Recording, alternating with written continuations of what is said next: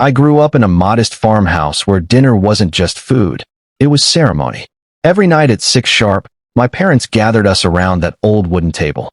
We'd hold hands and sing the same folk song my grandfather taught us. The melody was simple, but it carried the weight of generations. My father worked construction, coming home with dirt under his fingernails and aching bones.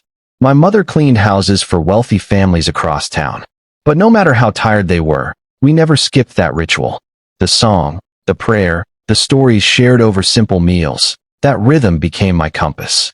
Even when life battered me, tradition was the anchor I clung to. When I lost my job, when my marriage crumbled, when the world felt upside down, I could still light those candles and hear my grandfather's voice echoing through time. That connection to something bigger than myself kept me steady. I never imagined my own child would spit on the very thing that held us together. I thought I'd raised her to understand what those traditions meant. I thought she'd carry them forward with the same reverence I did. But the night she called them cringe, it felt like the earth cracked beneath my feet. When I became a father, I swore my kids would never grow up rootless like so many children today. I watched families drift apart, watched young people stumble through life without any anchor to guide them. That wouldn't happen to mine. So I taught them the songs, word by word. I showed them how to fold the napkins just right, how to light the candles with respect, how to say the blessing that had been passed down for 4 generations. Every holiday, we set the table exactly as my parents had done, down to the embroidered linen cloth my grandmother had stitched by hand. My daughter used to love it. As a little girl, she'd stand on a chair to help me arrange the silverware. She'd practice the folk songs in her bedroom, her sweet voice carrying through the house. She understood, back then, that we weren't just eating dinner. We were honoring our dead and teaching the living. To me, it wasn't about nostalgia. It was about identity, about knowing where you came from so you'd know where you were going. The thought that someone would mock it? Unthinkable. Until the mocking came from the one person I least expected. That night, I roasted lamb the way my mother taught me, with fresh rosemary and garlic slow-cooked for hours. The smell filled every corner of the house, rich, warm, like memory itself. I hummed while I worked, the same tune we'd sing before the meal. I set the brass candlesticks at the center of the table, the ones my great-grandfather had carried from the old country. My hands shook slightly as I placed them, not from age, but from the weight of carrying this duty forward. Each candle represented a generation, a life lived, a story preserved. The embroidered tablecloth came next, spread carefully over the mahogany surface. I traced the delicate stitching with my finger, remembering my grandmother bent over her needlework by lamplight. This wasn't just decoration. It was a sacred cloth that had witnessed births, deaths, celebrations, and sorrows. I whispered thanks to the generations before me, just as my father had taught me. The house felt full of their presence, warm with their love. I believed, foolishly, that everyone who entered would feel that same reverence, that same connection to something eternal. But someone at that table was about to shatter it all. Cousins, uncles, neighbors. Our house filled with the sound of family arriving. Car doors slammed in the driveway. Voices called out greetings. Children ran through the halls, their laughter echoing off the walls. My heart swelled at the familiar chaos. Everyone carried dishes, casseroles, pies, bottles of wine. They set them on the kitchen counter and gathered in the dining room where the candles flickered against the growing darkness outside. The house felt alive, pulsing with the energy of people who belonged together. My nephew helped his elderly father to a chair. My sister-in-law arranged flowers in a vase. The youngest children pressed their noses to the window, watching snow begin to fall. This was what I lived for. These moments when the family tree bore fruit. For a brief moment, as everyone settled into their seats and the conversations quieted, I thought, this is what heaven feels like. This is why we do this. This is why it matters. Then she spoke, and with one sentence, heaven turned to humiliation. My daughter scanned the room with the expression of someone surveying a crime scene. Her eyes rolled dramatically as she took in the candles, the tablecloth, the carefully arranged place settings. Then she smirked, that knowing, superior smirk that young people wear when they think they're smarter than everyone around them. God, this is so cringe, she said, loud enough for everyone to hear. The words hit me like a physical blow. Conversations froze mid-sentence. Forks hovered in the air. Someone's wine glass clinked against their plate. My chest tightened so hard I could barely breathe, as if someone had wrapped steel bands around my ribs. I told myself I must have misheard. Maybe she said something else, something that only sounded like an insult. But then she pulled out her phone, holding it up like she was documenting evidence of some elaborate joke. The blue light from her screen cast shadows across her face, making her look like a stranger. My own daughter, the child I'd raised and loved and taught, was treating our sacred gathering like content for her social media followers. And her next words drove the knife in deeper. She typed something on her phone, her thumbs moving quickly across the screen. I could see her smirking as she composed whatever cruel observation she was sharing with the world. Then she rolled her eyes again and announced to the table, "These old traditions are so embarrassing." I forced a nervous laugh, trying to salvage the moment. My voice came out strained, desperate. "These aren't silly rituals, sweetheart. They're our story. Every song, every candle, it all tells us who we are." But she doubled down. Her voice rose, cutting through the uncomfortable silence like a blade. "Dad, no one cares about your dusty rituals anymore.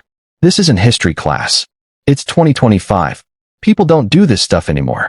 Honestly, it's embarrassing that you still force everyone to play along with this charade." My fork slipped from my fingers and clinked against the plate.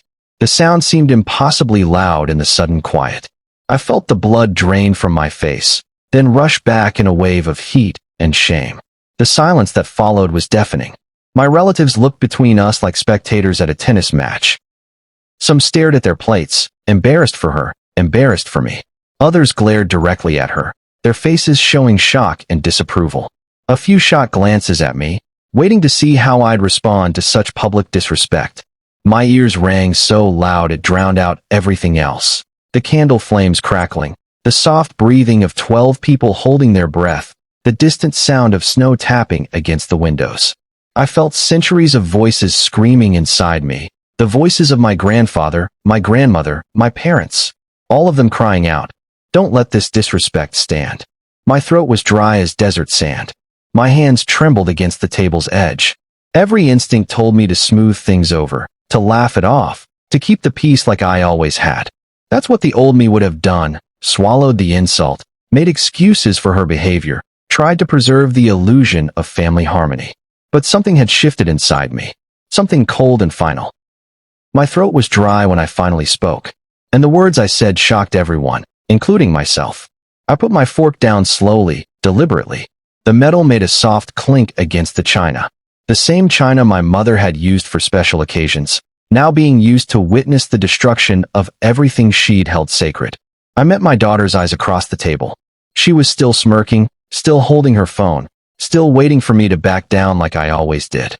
But this time, something in my expression made her pause. Her smirk faltered slightly.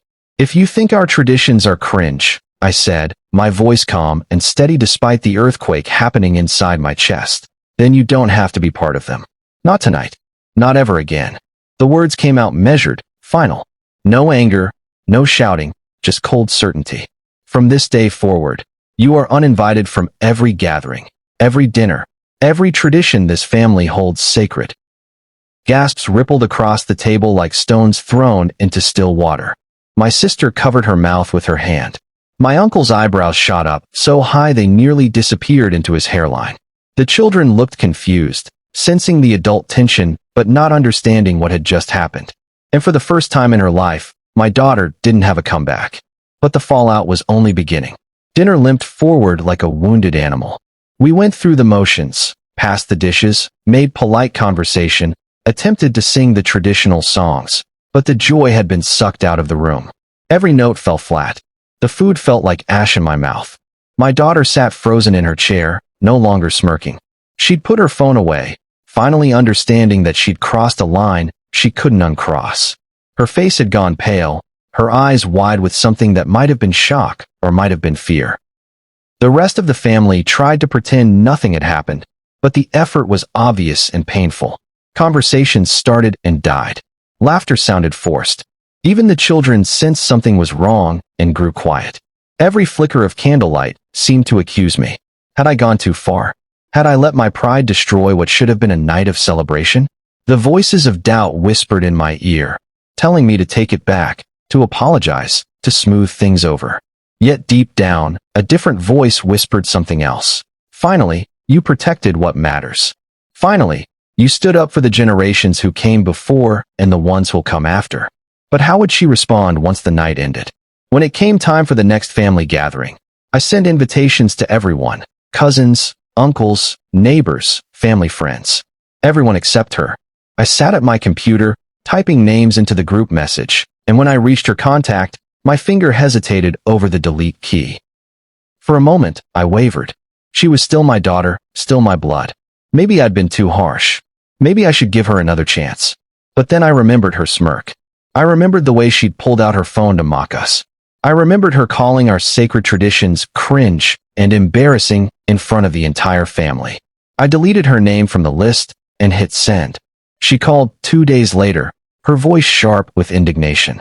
"Where's my invite? I didn't get the message about Sunday dinner." I answered calmly, my voice steady. "You called it cringe. You said it was embarrassing. So you don't stand at that table anymore." The line went silent. I could hear her breathing on the other end, could almost feel her struggling to process what I'd said. The line went silent, and then her silence turned into rage. At first, she spat pure anger into the phone. Her voice rose to a shout as she accused me of being controlling, stuck in the past, unable to accept that times had changed. She called me bitter and petty. She said I was punishing her for being honest about outdated customs that nobody cared about anymore. "You can't just cut me out of the family because I hurt your feelings," she screamed. "That's not how families work."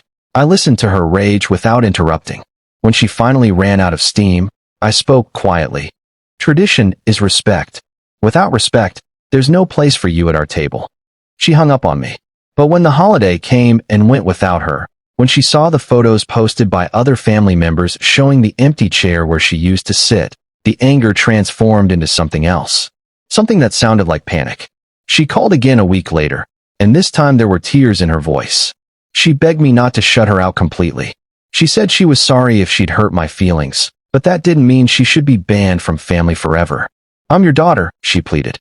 "You can't just throw me away over one comment." But I remembered her smirk, her words cutting deeper than any knife. Her next move would test just how firm I really was. The calls started coming from other family members. My sister said I was being too harsh, that young people just express themselves differently these days. My cousin told me I did the right thing, that respect for elders used to mean something in this country. My uncle called to say his wife thought I'd overreacted, but he understood why I was upset. My nephew's mother said her kids were asking why their cousin wasn't coming to family dinners anymore, and she didn't know what to tell them. The family itself split into factions, whispering about whether I had punished her appropriately or gone too far. Some thought I was protecting our traditions. Others thought I was destroying the family with my stubborn pride. Each phone call felt like a stone thrown at my back. Everyone had an opinion about what I should do, how I should handle my own daughter, whether my response was justified or cruel. But through it all, my resolve held firm. I wouldn't let mockery and disrespect poison the roots of our family tree. Some things were more important than keeping the peace. Then she went public in a way I never expected. I was scrolling through social media when I saw it. A post from my daughter that made my blood run cold. She'd written a long paragraph about me, painting herself as the victim of an unreasonable, controlling father. Imagine being so stuck in the past that you ban your own kid from family dinner for being real, she wrote. Some parents can't handle honest feedback about their outdated traditions. Guess I'm not allowed to have opinions in my own family. Dozens of comments appeared below her post within hours. Strangers who had never sat at our table, who knew nothing about our family's history or the generations of love poured into those traditions, mocked my name and called me a terrible father. Your dad sounds toxic, one person wrote. You're better off without that negativity. Old people are so sensitive, added another. They can't handle the truth about their weird rituals. That hurt worse than her words at dinner. She had dragged our sacred traditions into the public square, turning them into entertainment for people who would never understand their meaning. And I realized this battle was no longer private. Thanksgiving came like a storm on the horizon. I spent days preparing the turkey, the stuffing, the cranberry sauce made from my mother's recipe. The house filled with the familiar smells of the holiday, but there was a hollow ache in my chest that no amount of cooking could fill. The table stretched wide, piled high with golden turkey, steaming sides, fresh-baked pies cooling on the counter. Family members arrived with their usual dishes and warm greetings. Laughter filled the air as cousins caught up and children played in the living room. But her chair sat empty. I left it that way deliberately, the linen napkin folded neatly, the place sitting untouched. Her absence was a wound that everyone could see, but no one mentioned directly. The conversation flowed around that empty space like water around a stone. Her absence was a wound, yes, but also a warning. A reminder that actions have consequences, that respect isn't optional, that some lines can't be uncrossed. Until someone knocked on the door. We were halfway through dessert when the knock came. Not the cheerful tap of an expected guest, but an urgent, desperate pounding that made everyone at the table freeze. Conversations stopped mid-sentence. Forks paused halfway to mouths. I set down my coffee cup and walked to the front door, my heart hammering against my ribs. Through the peephole, I could see her standing on the porch in the November cold. No coat, just a thin sweater. Tears streaked her makeup, and her phone was clenched in her trembling hand like a lifeline. She wanted back in. The realization hit me like a physical blow. I unlocked the door and opened it slowly. She looked smaller than I remembered, younger, more fragile. The confident smirk was gone, replaced by raw desperation. "Dad, please," she whispered, her voice cracking. I didn't mean it. I don't know why I said those things. Please let me come in. I miss this. I miss all of you. My hand rested on the doorframe. Behind me, I could feel the entire family holding their breath, waiting to see what I would do. What I did next froze her in place.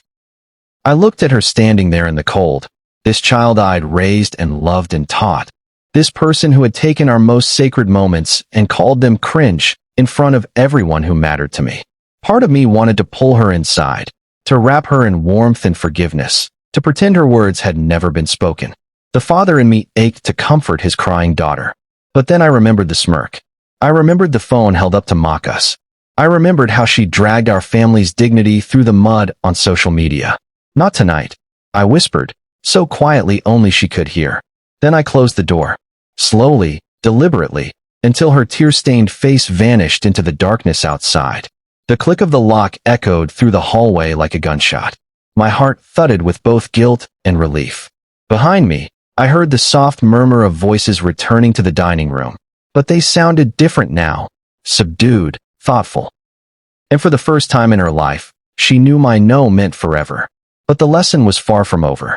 Weeks passed, and through the family grapevine, I heard things. Her college friends had stopped coming around as much.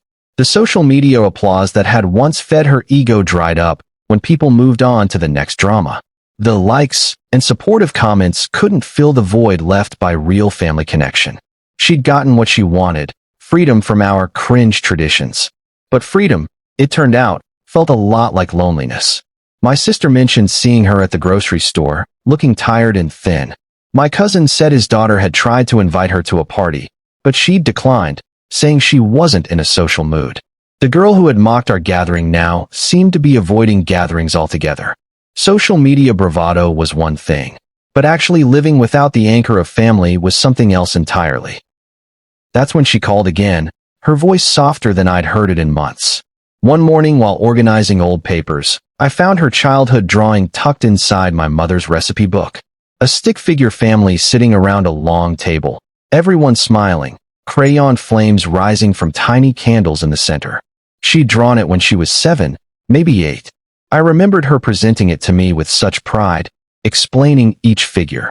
"That's you, Daddy, and that's me, and that's Grandma in heaven watching over us." She had once cherished this.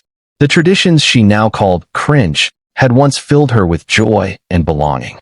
This drawing was proof that the connection had been real, that she'd understood the magic before the world taught her to be ashamed of it. I traced the faded crayon lines with my finger, remembering the little girl who used to stand on a chair to help light the candles. A lump rose in my throat as I studied her careful attempt to draw the embroidered tablecloth, the brass candlesticks, even the folk song notes floating above our heads like birds. Had she truly forgotten who she used to be? Through family gossip, I learned more about how her life was unfolding.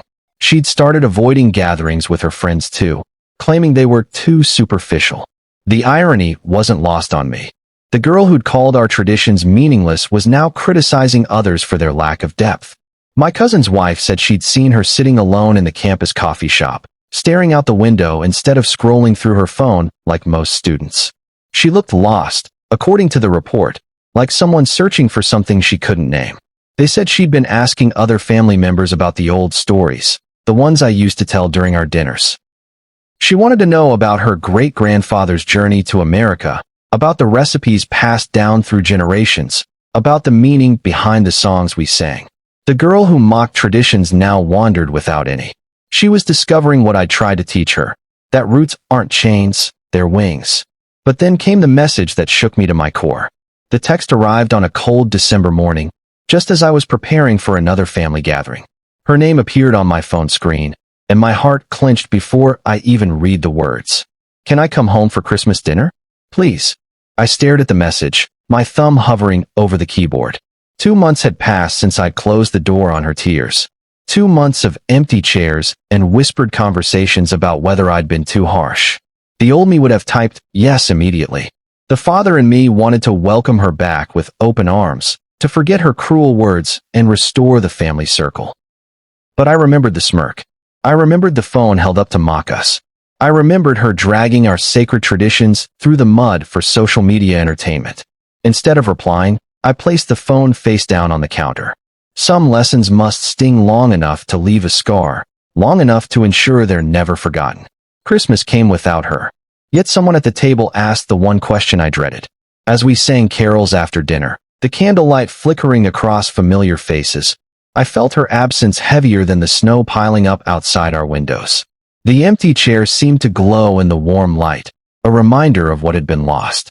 Then my youngest granddaughter, sweet and innocent at 7 years old, looked around the table with curious eyes. "Where's Auntie?" she asked, her small voice cutting through the music like a bell. "Why isn't she here for Christmas?" The singing stopped. Every adult at the table suddenly found their hands or their plates intensely interesting. The silence stretched out, filled with the weight of explanation no child should need to hear. My throat caught, but I forced myself to answer honestly. "She chose to step away from our family traditions, sweetheart." That familiar silence fell again, the same silence from the night she'd mocked us. Only this time, it felt different. Heavier. More final. This time, it felt like justice. But fate wasn't done testing my resolve. In January, she showed up unannounced. No warning text, no phone call, just the sound of footsteps on my front porch followed by a soft, hesitant knock. When I opened the door, I barely recognized her. Gone was the confident girl who'd smirked at our traditions. This person had hollow eyes and trembling hands. No makeup, no phone visible, just raw vulnerability and what looked like genuine remorse. "Dad," she said, her voice barely above a whisper. I was wrong. She didn't roll her eyes. She didn't smirk. She didn't pull out her phone to document the moment. Instead, she cried, real tears that came from somewhere deep and painful inside her. "I understand now," she continued, her words tumbling out between sobs. "I understand what I threw away.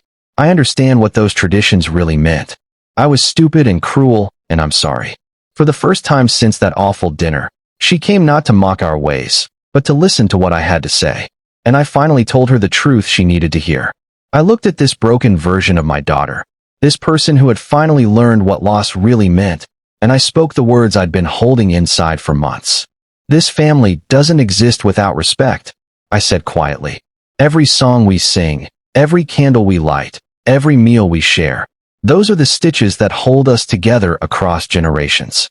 They connect us to the people who came before and the ones who'll come after." She nodded, tears streaming down her face. "You didn't just mock me that night," I continued.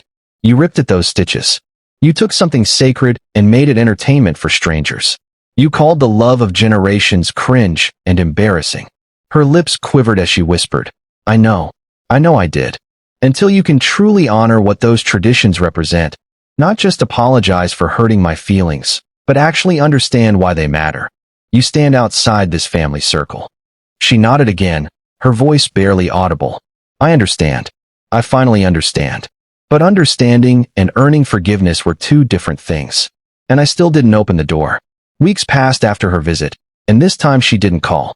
No angry texts, no social media posts about my cruelty, no attempts to rally family members to her side. For a moment, I feared I had lost her for good, that my lesson had broken something beyond repair. But then I reminded myself of what my father used to say: seeds don't sprout overnight. Sometimes they need winter frost before they can bloom in spring. Sometimes the ground must be broken before new growth can begin. My heart ached every day. I missed her laughter, her presence at our table, the way she used to help me arrange the silverware when she was small. The empty chair had become a permanent fixture, a constant reminder of the price of protecting our family's dignity. Yet my faith held steady. I had defended something bigger than my own comfort, bigger than my desire for peace. I had stood up for the voices of the dead and the rights of the unborn. And I wondered, would she ever truly come back? That night, I sat alone in my dining room, the brass candlesticks reflecting the last light of day. I lit them one by one, just as my grandfather had taught me, just as I'd taught my children before the world pulled them in different directions. I whispered the prayer my father once whispered, and his father before him. Protect our family's name. Keep our traditions alive. Help our children understand what they inherit. Maybe my daughter would return in time, humbled and ready to honor what she once mocked. Maybe she would learn to see the beauty in the old ways, the wisdom in the ancient songs, the love woven into every ritual we performed. Maybe not, but I knew this much. I had defended the dignity of generations. I had protected the sacred from the profane. I had shown that some things are worth more than peace, more than comfort, more than the easy path of letting disrespect slide. No smirk could ever take that from me. No mockery could diminish what we'd built over decades of faithful practice. Until she returns with true respect, not just apology, but genuine reverence, her seat will remain empty. And I will continue lighting these candles, singing these songs, keeping these traditions alive for the ones who still believe they matter. The dignity of our family's name depends on it.